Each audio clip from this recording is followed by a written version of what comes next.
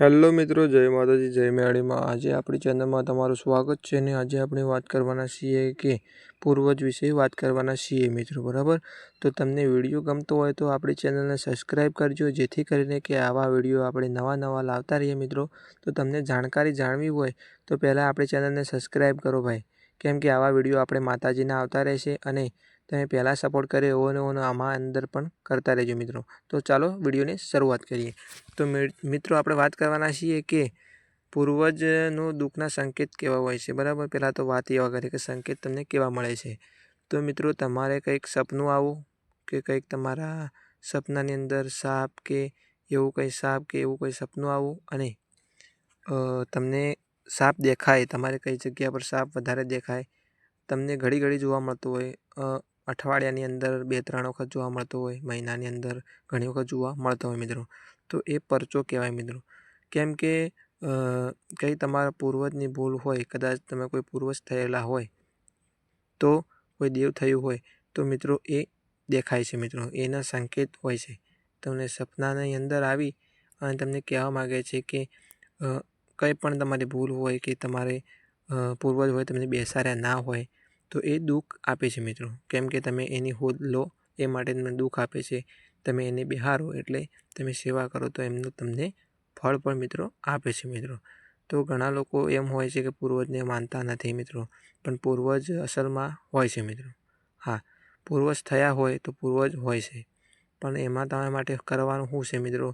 આવું કદાચ સપનાને એવું આવે, સાપ સપનામાં આવે કે એવું કંઈ સપનામાં આવે તો તમારે કહીને તમારા ઘરના બુઆ હોય એને પૂછવું પડે, બરાબર.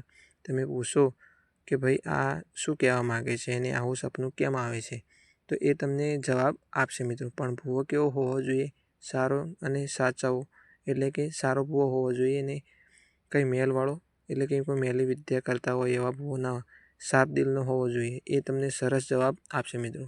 અને બીજી વાત કે તમારે એવું ના હોય તો તમે એમને હાથ જોડીને કહી શકો છો કે કંઈક કદાચ તમારા પૂર્વજની કંઈ ભૂલ હોય કે આ રીતે કંઈ હોય તો સપનામાં આવી અને કંઈક સારો એવો સંકેત કે કોઈ એવો પુરાવો આપે, બરાબર. તમે ઢોર રાખતા હોય તો તમારો ઢોર એવો સારો એવો તૈયાર થાય અને તમારા છોકરાની સગાઈ ન થતી હોય તો સગાઈ થઈ જાય, તમારે કંઈક કામ અટકી ગયું હોય કામ થઈ જાય. તો આવી કંઈક પુરાવો મારો કે આ તારું જ દુઃખ હોય, કદાચ કોઈ પૂર્વજનું દુઃખ હોય તો તમે આ મારું કામ કે આ રીતે મારું કામ કરી આપો, પછી હું તમારી હોજ લઈ મિત્રો, બરાબર. તો તમારું કામ થઈ જાય, તમારો છોકરો નોકરી ન લાગતો હોય તો નોકરી લાગી જાય, તમારા છોકરાને સગાઈ ના થતી હોય સગાઈ થઈ જાય, તમારે પૈસા ના ટકતા હોય તો પૈસા ટકે. તો મિત્રો આ રીતે તમારે કહેવાનું છે અને તમારું કામ કદાચ થઈ જાય તો પછી તમારે કંઈક સારો એવો ભૂવો લાવીને કંઈક લાવીને બિહારવાનું રહેશે મિત્રો. કેમ કે પછી તમારું કામ થાય તો પછી હોડ લેવી પડે. પુરાવા વગર કોઈ દેવ બેસે નહીં અને બેસાડાય પણ નહીં. કેમ કે પુરાવો હોય તો તમને વિશ્વાસ પણ આવે અને દેવ કામ પણ કરે મિત્રો.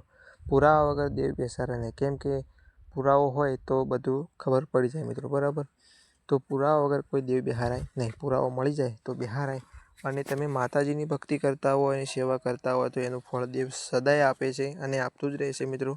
પણ ઘણા લોકો એવા હોય છે, ખરાબ કોમેન્ટ કરવાવાળા પણ હોય છે મિત્રો, પણ આપણે એને અનદેખા કરવાનું હોય છે મિત્રો. જીવનની અંદર તમે માતાજીની સેવા કરતા હશો તો પણ ઘણા લોકો તમને અટકાવતા હશે મિત્રો, પણ તમારે જે પકડી રાખ્યું હોય એ પકડી રાખવાનું હોય છે મિત્રો. તમે જે દેવની સેવા કરતા એ કરે જવાની હોય છે. દુનિયા તો આમ કહેશે અને ગમે તે કહે, પણ તમારે વિશ્વાસ એક જ રાખવાનો છે. જો જીવનની અંદર તમને રાજા બનાવશે તો દેવ જ બનાવશે, કોઈ ઇન્સાન તો બનાવવાનો નથી. અને મજૂરી કર્યા વગર કંઈ છે નહીં મિત્રો. મજૂરી કરશો એમાં દેવ તમને ફળ આપશે. તમે બહુ આવશો તો જ એની કેરીઓ તમે ખાઈ શકશો મિત્રો.